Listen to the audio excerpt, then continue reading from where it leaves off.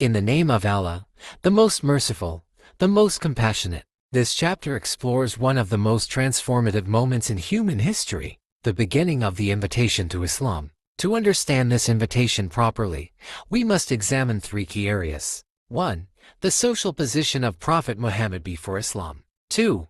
The reaction of Quraysh after the message began. 3. The preparations and events leading to the migration to Madinah. 1.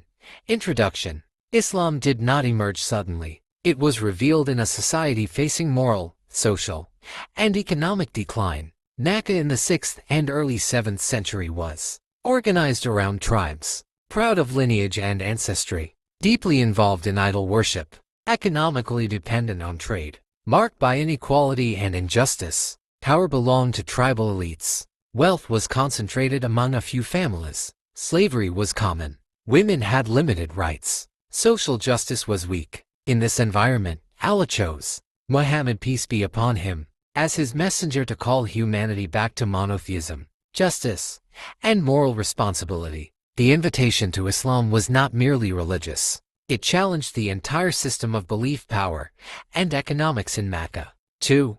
The pre-Islamic social position of Prophet Muhammad. Before receiving revelation, Prophet Muhammad was already known for his exceptional character. He was widely respected and carried to important titles. Al-Amin, the trustworthy. As-Sadiq, the truthful. He never lied. He never cheated in trade. He never broke a trust. People in Makkah deposited their valuable belongings with him for safekeeping. Even before Islam, he avoided idol worship. He did not participate in immoral practices common in society. He preferred reflection and contemplation, often withdrawing to the cave of Hira. His honesty, fairness, and dignity built immense social credibility. When he later proclaimed prophethood, his personal history became a powerful proof of his sincerity. The public declaration of Islam. After years of private preaching, when he declared, "There is no God but Allah," the reaction was immediate and intense. This message threatened three central pillars of Makkan society.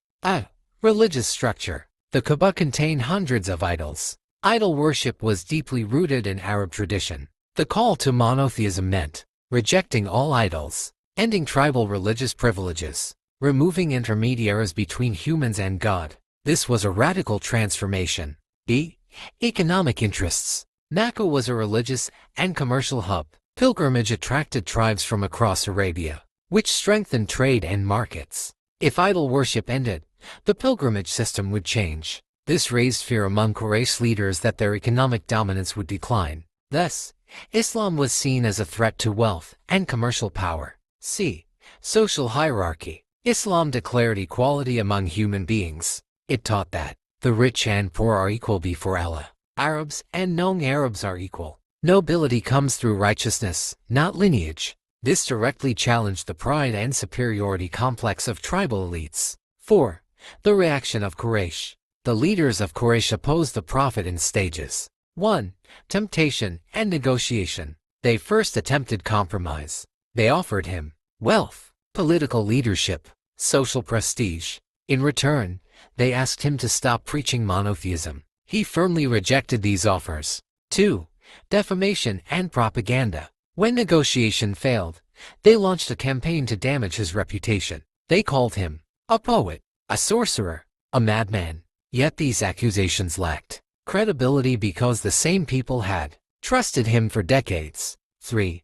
Persecution and violence. When propaganda failed, they turned to physical oppression. Muslims, especially the poor and enslaved, suffered greatly. Slaves were tortured under the desert sun. Families were persecuted. Some were killed for their faith. Eventually, Quraysh imposed a social and economic boycott against the Prophet's clan. Muslims were isolated, trade was cut off, and marriages were restricted. Life in Makkah became extremely difficult. 5.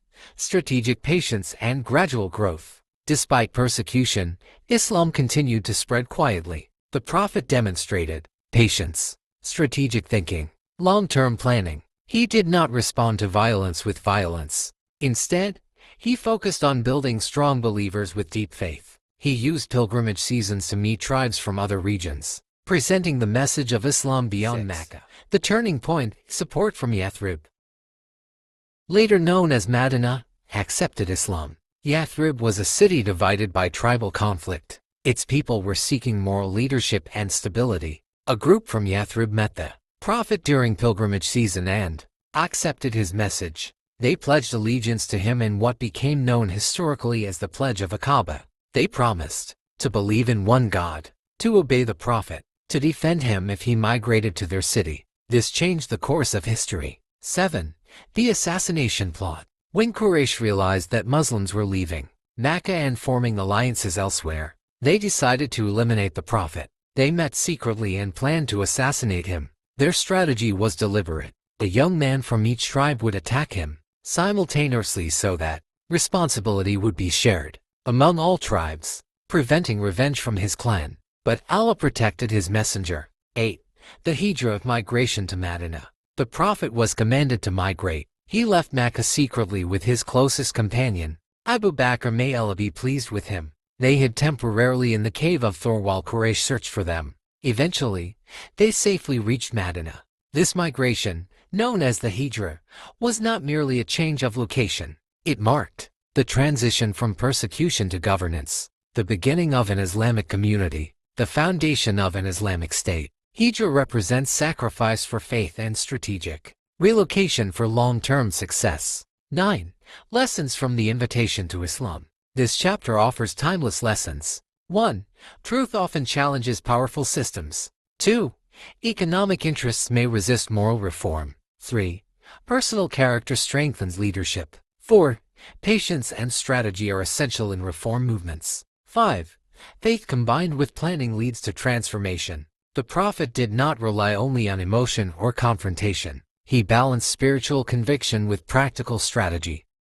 The invitation to Islam began in a hostile environment. It faced resistance from political power, economic elites, and social traditions. Yet it succeeded because it was built on sincerity, moral integrity, strategic wisdom, trust in Allah.